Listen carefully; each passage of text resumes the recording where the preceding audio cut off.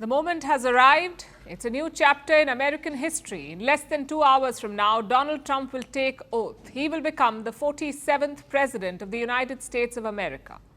Now, the inauguration day is a grand event. It includes military parades, musical performances, a swearing-in ceremony, and a number of formal events. It's a day to celebrate in the US. One president leaving, another one moving in. But this time, the weather was not in Trump's favor. Washington, D.C. is dealing with an Arctic blast. It is freezing. It's the coldest inauguration day in 40 years. So the entire thing had to be moved indoors. What will it look like? How did Trump spend his day today? Who is attending? And what can you expect from this inauguration? We'll try to cover all of this, starting with Donald Trump's day. The president-elect arrived in Washington, D.C. on Saturday. Sunday was a busy day for him. He visited the Arlington National Cemetery. He addressed a rally. It was followed by a private dinner. And from there, it was straight to Blair House. This is a building right next to the White House. We were there in November during the elections. Take a look. This is Blair House, the white building that you see behind me. This is the official presidential guest house, and it is tradition that the president-elect spends the night here before Inauguration Day. Joe Biden and his wife Jill did that on January 19th before his inauguration. And in 2017, Donald Trump also stayed at the Blair House before his inauguration. There was a lot of speculation that he might prefer a hotel, but he ended up staying here finally. This morning, Trump hosted a breakfast at Blair House. There were Republican lawmakers and members of the upcoming administration. So it was like another get-together. From there, Trump and First Lady-to-be Melania Trump left for St. John's Church. It's a historic church in Washington, D.C., very close to the White House. The Trumps attended service there. And then it was luncheon at the White House, catching up with the Bidens. After that, the president and the president-elect rode together to the Capitol Hill. They used the presidential limousine, the Beast, which brings us to the main event.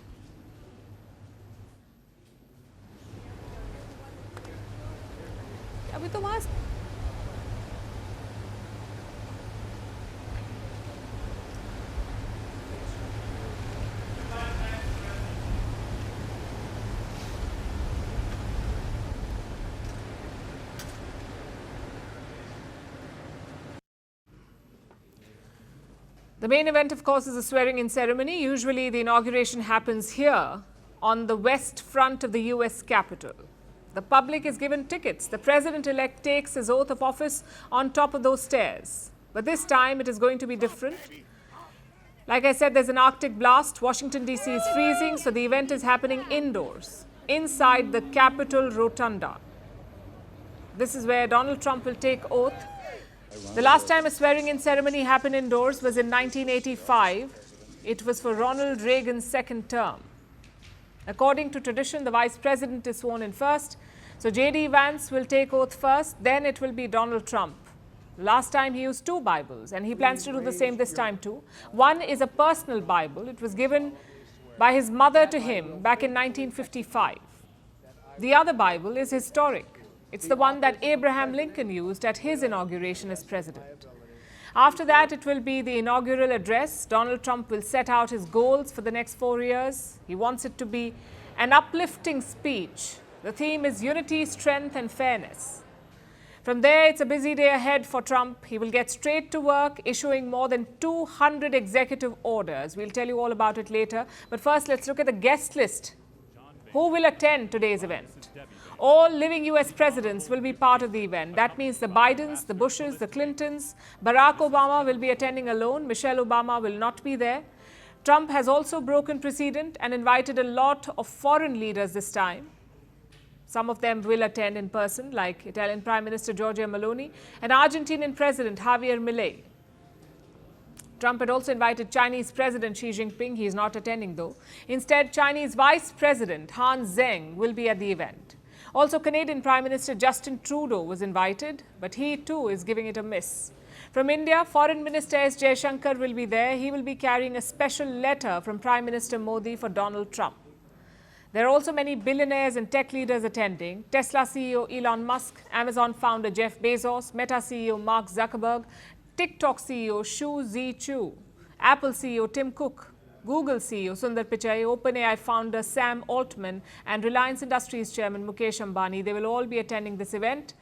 And who will cover the cost of all of it? The swearing-in ceremony is paid for by the US taxpayer. Everything else is funded by Trump's inaugural committee. This includes the inaugural balls, 3 of them, and the dinner. Trump's committee will cover the costs for these events. And they have received hefty donations from various sources, including America's tech CEOs. In 2017, Trump raised $106 million for the event. This time, reports say it's over $200 million. He's back with a bigger majority, more votes, more political capital, and more money. From breaking news to the day's biggest controversies, shedding light on the world's top headlines, detailed analysis on the stories that matter the most to you. Catch it all on Spotlight at 6 p.m. India time and 12:30 GMT, only on Firstpost.